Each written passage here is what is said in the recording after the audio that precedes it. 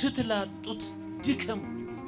ስለ ወገኖቻችን በከንቱ ስለሚፈሰው ደም እንደ ቅጠል በከንቱ ስለሚረግፉ ወገኖቻችን ማልቀስ ይኖርብናል።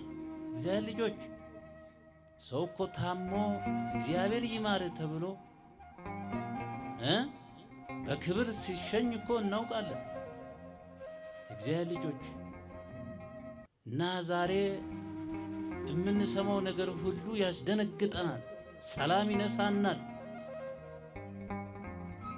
የወገኖቻችን እረፍት፣ የክርስቲያኖቻችንን መከራ ይግባን። እንጩህ፣ ወደ እግዚአብሔር እንጩህ።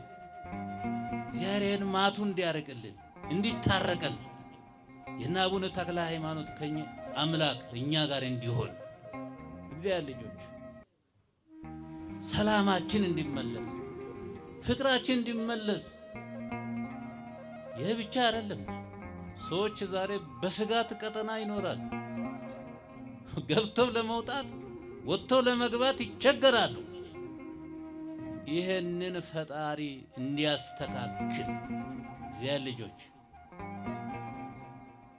አንድ ልብ እንሆን፣ አንከፋፈል፣ አንድ እንሆን።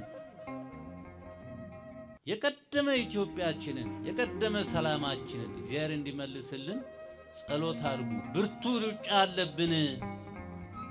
መጮህ ያስፈልጋል። ዝም ማለት አይገባም።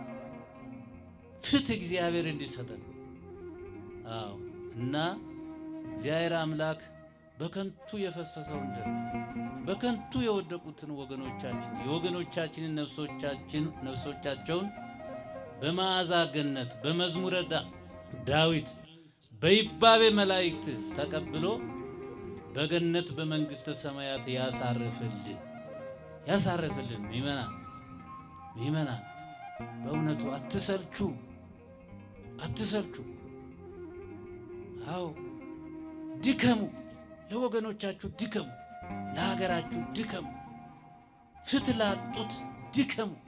እግዚአብሔር ልጆች ፍትህ እግዚአብሔር እንዲሰጥ አዎ በሰላም እንድንኖር አዎ ዛሬ የአብያተ ክርስቲያናት ቃጠሎ ሲሰማ ያሳዝናል። ሰው ወዴት ይሄድ?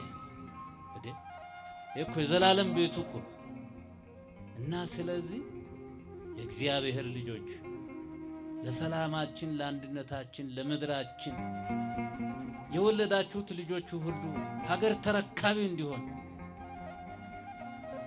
አዎ ሃይማኖት የሚያስተምር አብያተ ክርስቲያናትን የሚያስፋፋ ይህን ሀገር ማን ይረከብ? ማን ይስበክ?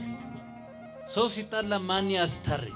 ምድሪቱ ሰው አልባ እንዳትሆን መጸለይ ያስፈልጋል እና እግዚአብሔር ሀገራችንን፣ ሕዝባችንን፣ ቤተ ክርስቲያናችንን በጽኑ ሰላም ይጠብቅልን።